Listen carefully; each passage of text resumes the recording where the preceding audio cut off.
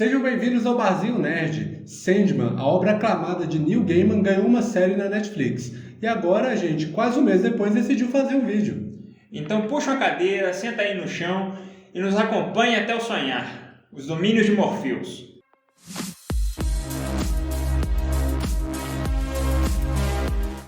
Fala pessoal, eu sou o Werner e Sandman com certeza foi um dos destaques desse ano para o mundo nerd. Foi a série mais cara produzida pela Netflix e adapta de maneira competente a grande obra de Neil Gaiman. E aí galera, eu sou o Luan. E Neil Gaiman é extremamente influente na literatura em geral. Fez quadrinhos, romances, scripts para cinema, ele está em todo lugar. E particularmente eu conhecia ele já por Coraline, tanto o livro quanto o filme, e Stardust, que é um filmaço. E uma vez, pessoal, a gente não vai falar tanto assim dos quadrinhos, dos elementos dos quadrinhos. A gente vai focar mais na série. E mesmo não sendo um vídeo de análise de o que acontece nos episódios, vai ter spoiler, né? Então já fica avisado para preservar a sua experiência caso você queira ver. Mas de antemão a série é ótima, então a gente recomenda que você assista e depois venha aqui bater um papo com a gente. Nós três gostamos, embora só tenha aparecido dois aqui. Sai.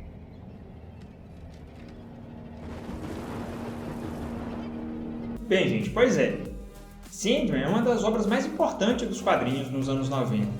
Ela foi escrita pelo Neil Gaiman, como a gente já falou, e ela é tão importante que foi a primeira HQ a entrar na lista de best-sellers do The New York Times. E aí você já imagina, né? Uma série aclamada dessa, uma história aclamada dessa, imagina como que são os fãs. Então uma adaptação fez com que muita gente queria, mas ao mesmo tempo tivesse medo do que pudesse ser feito, né? Poderia ser dirigido pelo robô. Misericórdia. Pessoal, e o medo nem é tão injustificado assim. Em entrevistas recentes, Neil Gaiman falou que ele recebeu roteiros horríveis. Por exemplo, um em que o Sandman, o Lúcifer e o Coríntio eram trigêmeos que disputavam quem ia pegar aqueles artefatos dele, né? O Gibeira, o Elmo e o Rubi primeiro. Imagina que porcaria de história que não ia ser. Mas felizmente, na adaptação da Netflix, além do dinheiro, Neil Gaiman estava diretamente envolvido. Então é por isso que a gente teve uma adaptação muito fiel.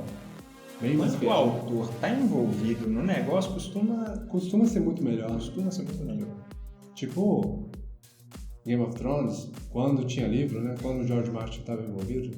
Sandman conta a história de Morpheus, que é um dos perpétuos, né? Mais ou menos como se fosse o deus do sonho, embora tenha uma diferença entre perpétuos e deuses. E ele é o governante do sonhar, que é o mundo dos sonhos, onde os sonhos são criados. A diferença básica entre os deuses e os perpétuos é que os perpétuos eles são entidades antropomórficas relacionadas a alguma coisa da natureza. Já os deuses, eles podem morrer, ou seja, eles não são perpétuos. Já os deuses, eles podem morrer e eles estão intimamente ligados com a crença. Para eles existirem, tem que ter alguém acreditando neles. Bem, são 7 perpétuos, que são sonho, desejo, desespero, morte, destruição, delírio e destino. Mas na primeira temporada da série só aparecem 4 deles, os 4 primeiros. A Desespero é interpretada pela Donna Preston, e na primeira temporada ela aparece bem pouquinho, só em um momento que ela está conversando com seu irmão gêmeo, que é o Desejo. E Desejo é interpretado por Mason Alexander Park, que apesar de ser quem arquitetou todo o plano contra o sonho na primeira temporada, é uma incógnita, porque a gente não sabe o que ele quer. Tem momentos que parece que ele só quer provocar o irmão. Um destaque interessante é a escolha do intérprete, que é uma pessoa de gênero não binário e com aparência andrógena. Então ela combina muito com o Desejo nos quadrinhos, que também não tem um sexo definido. Às vezes ele aparece como homem e às vezes como mulher. A morte, que é vivida pela atriz Kirby Howell-Baptiste, é uma das personagens mais marcantes da série. É um episódio que ela aparece, pessoalmente, é o meu favorito. E o mais legal, tipo, ela é... Enquanto você tem ali o sonho, que é aquela coisa mais pra baixo, melancólica, uns acham que é mais dark, outros que é mais gótico e outros que é meio emo, né? Ela é completamente cheia de vida. É bem irônico. Essa personagem, ela traz uma leveza pra série que é completamente distante do que aconteceu antes. E o que é irônico é distante do próprio tema que ela fala. E o episódio é inteirinho um diálogo, inteirinho não, né? A metade do episódio é ela dialogando com o Morpheus e dando um joinha assim, né? Mantenha-se pra cima, é bem legal. Sem ser motivacional ainda. Porque quando é motivacional, é um chute no saco. E temos o Sonho, o Morpheus, o Sandman, o João Pestana, o que você preferir, que é vivido pelo ator Tom Sturridge e é o personagem principal da série, e tudo que acontece a gente acompanha pelo ponto de vista dele. E eu, inclusive, tenho um autógrafo do Tom Sturridge, por causa do Ellen Ginsberg. Pé na estrada. O Sonho é um personagem que tem um ar bem melancólico. Meio que assim, dá pra sentir que ele ouve The Cure de vez em quando. E ele é um bocado arrogante, embora seja bem carismático, assim, pra gente que tá assistindo. Volta e meia ele dá umas patadas no pessoal. Luciane, eu entendo que em minha ausência você teve que tomar decisões no meu lugar. E eu sou muito grato. Mas eu já estou de volta. Pode retornar à biblioteca. No entanto, essa arrogância dele é desenvolvida no decorrer da série e ele vai aprendendo ali, tanto com o convívio com os seres humanos, quanto principalmente no episódio com a morte, né, com a irmã dele, que ele aprende bastante sobre os seres humanos e aprende sobre si mesmo. E isso mostra que, apesar dele ser um perpétuo, não significa que ele seja necessariamente imutável. Tem outros personagens que são bem interessantes também pra gente, pelo menos, citar aqui. É claro, né, temos o Coríntio, que é um pesadelo que fugiu de sonhar. E aí ele tá na Terra matando pessoas, ele virou um serial killer famoso e acaba influenciando outras pessoas também. E por acaso eu acho que Paulo mandou uma carta para ele. Quem? Paulo, a carta de Paulo para os Coríntios. E temos também a Jonah Constantine, ou Jonah Constantine, caso você tenha visto com o áudio original. Que você deve estar pensando, mas não era John Constantine, igual do filme lá do Keanu Reeves? E você está certo. Nas revistas, aquele encontro no tempo atual acontece entre o Sonho e o John Constantine. Ele que ajuda o Sonho naquele momento, onde aconteceu no episódio 3, né? Acho que é o terceiro episódio que aparece. Mas a versão antepassada do Constantine é sim, também nos quadrinhos, a Joanna Constantine. Então, estava certo também, eles mudaram só no tempo presente. Mudaram no tempo presente, mudaram o nome dela, mas mantiveram também no tempo passado a Joanna Constantine. E economizaram um ator. Mas apesar que eu acho que foi mais por questão de direitos mesmo do que... mas agora a gente vai falar mais a nossa opinião sobre a série. E aí, o que você achou da série? Gostou, não gostou? Eu achei a série simplesmente sensacional. Ela tem um ritmo mais lento, o que me agrada bastante, né? Ela dá muito mais força para os diálogos do que para a ação do filme. A ação normalmente é interrompida. Quando você acha que vai ter algum momento de ação, ela é interrompida de alguma forma e dá mais valor de novo para o diálogo, que costuma ser bem reflexivo, e ao mesmo tempo que os personagens refletem sobre as suas situações, a gente pode acabar refletindo sobre a nossa, como no próprio episódio da morte, que se reflete sobre esse estado do ser humano. Eu acho fantástico. Eu concordo, eu também gostei bastante da série, e assim, eu confesso que meu primeiro contato com Sandman foi na série, eu não li os quadrinhos, né? Eu tô tomando esse gosto por ler quadrinhos agora, é bem recente que eu tô começando a ler os quadrinhos. Mas eu achei sensacional. Eu acho que ali, a partir do episódio 4, o 4, o 5 e o 6, assim, dessa primeira temporada são os pontos mais altos da temporada, né? Embora o episódio com a menina Walker lá, nossa, aquele é dos colecionadores, o episódio dos colecionadores, o que é aquilo, velho? Bacana mesmo. Só que assim, pra mim ela foi crescendo, assim, né? No primeiro episódio, você tá ainda sendo introduzido aqueles conceitos, sonhados, perpétuos, aí tem toda aquela história do sonho preso, e aí a série vai crescendo. Quando chega no episódio lá do inferno, eu acho interessante que realmente reflete isso que você estava falando, né? Que aí você pensa, não, vai ter um embate entre o Morpheus e o Lúcifer. Não tem. E o embate, quer dizer, existe o embate, mas é com palavras, né? É o diálogo, é reflexivo. Reflexivo, é o diálogo ali.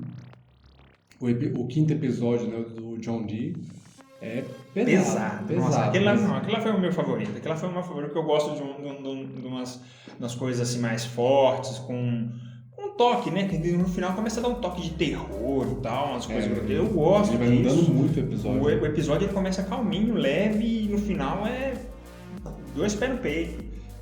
Achei muito legal, foi o meu favorito, com certeza. O meu, no caso, já foi o 6º episódio, né? Que já tem aquelas 2 partes lá. A primeira parte com a morte, que eu achei realmente uma personagem sensacional.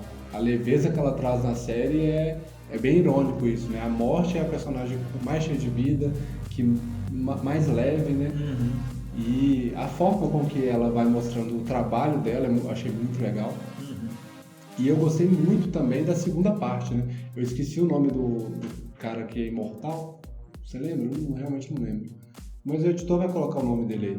Mas eu achei muito interessante, né? Aquela dinâmica deles se encontrarem e tal. E aí vai mostrando também essa mudança do Morpheus, né? Que ele tem um ano que ele briga com o cara. Ele começa curioso de saber como que seria se ele, um ser humano que quer a imortalidade, ele realmente vai querer continuar a ser imortal, independente do que aconteça com ele, e o cara de fato passa por altos e baixos. Uhum. Depois o cara fala, não, acho que você já entendeu que eu quero continuar sendo imortal mesmo, que eu acho que você quer um amigo, e o Morpheus surta, né? Fala, não, que amigo, sou lobo solitário.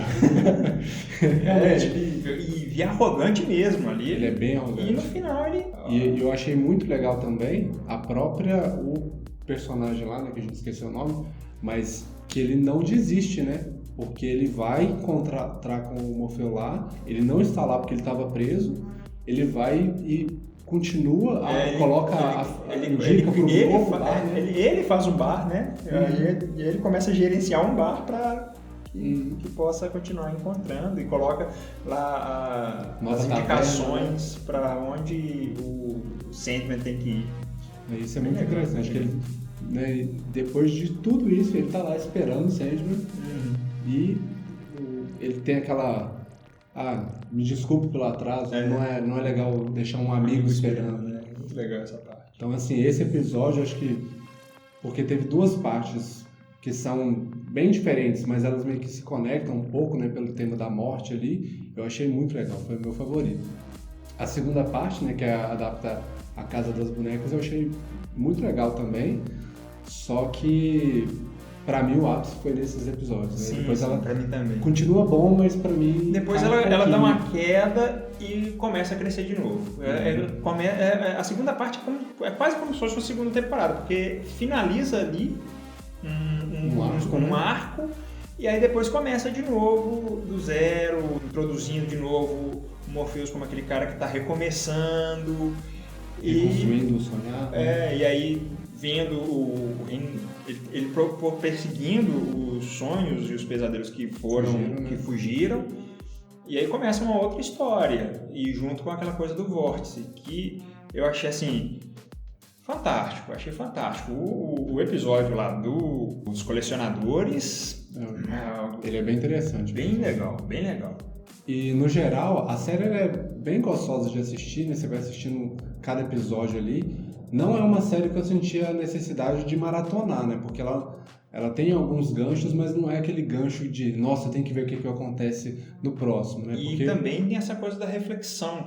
Nenhum episódio é jogado ao léu. Cada episódio tem uma coisa para você ficar pensando um pouquinho sobre ele, matutando ali. Então, eu assistia, em geral, 2 episódios por vez, né? Mas como também os episódios são longos, né? 1 hora, 2 episódios dando 2 horas de filme, então tinha aquela coisa de ficar, né, pensando sobre o episódio. Mas uma coisa que pra mim ficou eu gostei tanto da série que aí me deu vontade de ler os quadrinhos, né? Então, a partir dela eu falei assim, não, tem que ler os quadrinhos porque é muito interessante. Não, eu também vou ler os quadrinhos com certeza. Bom, e se você também ficou interessado, assim como a gente, em ler os quadrinhos, a gente vai deixar aí um link para a Amazon do primeiro volume.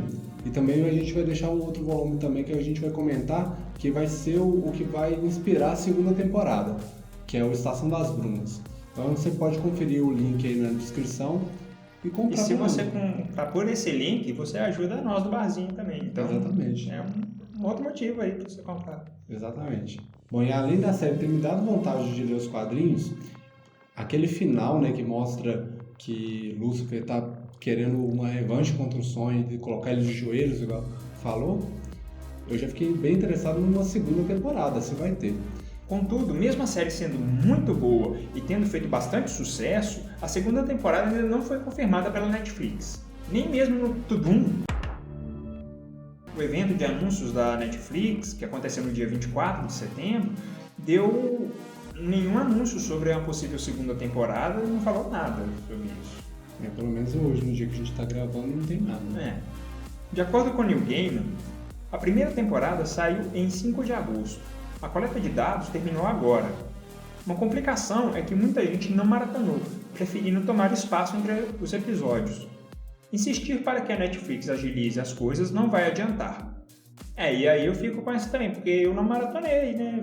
Assisti um aqui, outro ali e acabei detonando o algoritmo. O problema é esse algoritmo da Netflix, né, que realmente ela analisa se a pessoa está maratonando a série, né? Mas eu ouvi um boato aí sobre que se você se inscrever nesse canal, a segunda temporada vai ser confirmada. Então, clica aí no botãozinho vermelho, deixa seu like, ativa o sininho. É isso aí, além de você fazer a série ser renovada, você vai ajudar aqui o canal. Mas a gente não promete nada, não. É só um boato, só um boato. A gente falou. Só um boato. Mas ajudar o canal você vai, então se inscreve aí, dá essa força aí pra gente. E tem uma outra coisa, se a gente ganhar bastante inscritos com esse vídeo, a gente promete que numa segunda temporada a gente não leva um mês para poder fazer o vídeo. Apesar de não ter ainda nenhuma confirmação, o showrunner Alan Heinberg já disse que está trabalhando no roteiro, e como o Werner falou, vai ser inspirado no arco A Estação das Brumas.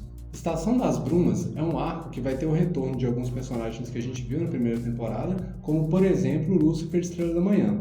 E o Sonho vai resolver de vez aquela questão com a Nada, aquela mulher que estava aprisionada no inferno. E pelo que eu li, a história tem um potencial incrível, então se tivesse a segunda temporada, a chance de ser boa é muito alta. Se for como mais ou menos foi a primeira, já me conquistou.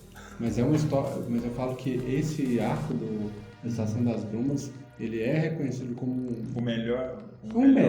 Melhor é muito relativo, né? Mas ele é reconhecido como um ótimo arco dos fãs. Além disso, o próprio showrunner afirmou que essa história da segunda temporada vai ser ambiciosa e vai ter surpresas até mesmo para quem já conhece a obra de Neil Gaiman. E como a gente já falou, caso você tenha interesse de ler, a gente vai deixar o link aí na descrição. Então é só clicar e ir lá comprar para você chegar aí na sua casa, ler tranquilo e esperar que tenha uma segunda temporada, né? Por fim, a gente deixa aqui uma seguinte pergunta. Você aí que já assistiu Sandman, você gostou dela? Tá doido pra uma segunda temporada? Ou a série não te pegou de jeito nenhum e problemas? Não vai querer ver, né? Bom, eu posso falar que eu tô ansioso pela segunda temporada, né? Acho que não ficou muito claro no vídeo, não. A gente não babou ovo o suficiente, não. Mas, pessoal, muito obrigado se você ficou até aqui. A gente agradece muito.